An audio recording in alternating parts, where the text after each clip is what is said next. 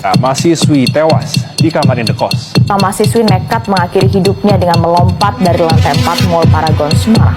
Penyebab kematian mahasiswi FISIP Universitas Indonesia yang tewas setelah terjatuh dari lantai 18 apartemen. Saudara, seorang mahasiswi salah satu perguruan tinggi swasta di Kota Makassar, Sulawesi Selatan ditemukan tewas.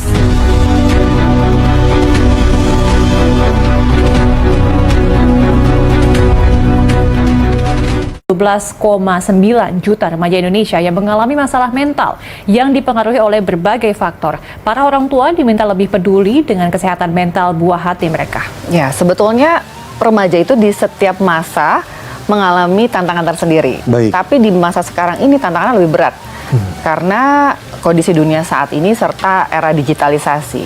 Dan kalau kita bicara masalah kesehatan mental atau gangguan mental yang paling banyak sekarang dialami oleh remaja adalah kecemasan, depresi, dan masalah pengelolaan emosi atau disregulasi emosi. Itu trennya. Ya, sebetulnya kalau kita bicara tentang stres itu bukan penyakit. Satu hal yang wajar, adaptif.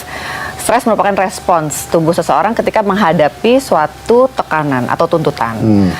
Tapi kalau stresnya berkepanjangan, di tubuh kita tuh akan muncul nih hormon-hormon stres yang akan membuat berbagai kondisi di dalam tubuh yang kalau berkepanjangan bisa mengakibatkan ada gangguan kecemasan, bisa juga ada gangguan depresi. Kalau cemas itu adanya rasa was-was berlebihan dan biasanya ada gejala-gejala fisik juga seperti jantung berdebar, keringat berlebih, keringat dingin, gemetar. Sedangkan kalau depresi itu adalah suatu kondisi yang mana memang pada otak seseorang ada gangguan pada neurokimiawi di otaknya.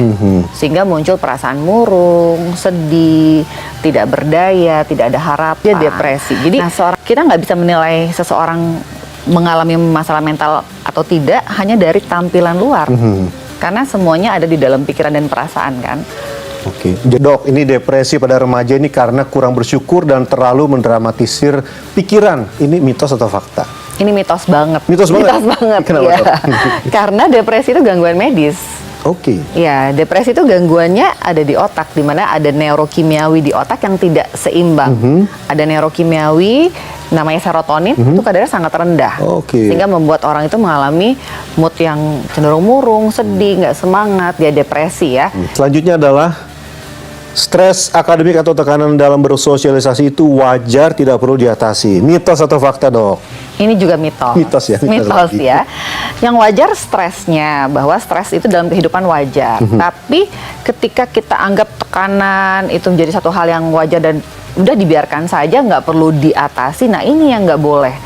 Karena stres itu ya perlu kita kelola, perlu diatasi gitu ya. Jadi apapun itu, tekanan akademik, sosial, perlu belajar bagaimana caranya mengatasi stresnya, merilis perasaan-perasaan yang terpendam dan mencari solusi untuk masalahnya. Jangan diabaikan. Pernahkah kamu merasa lelah tanpa tahu mengapa?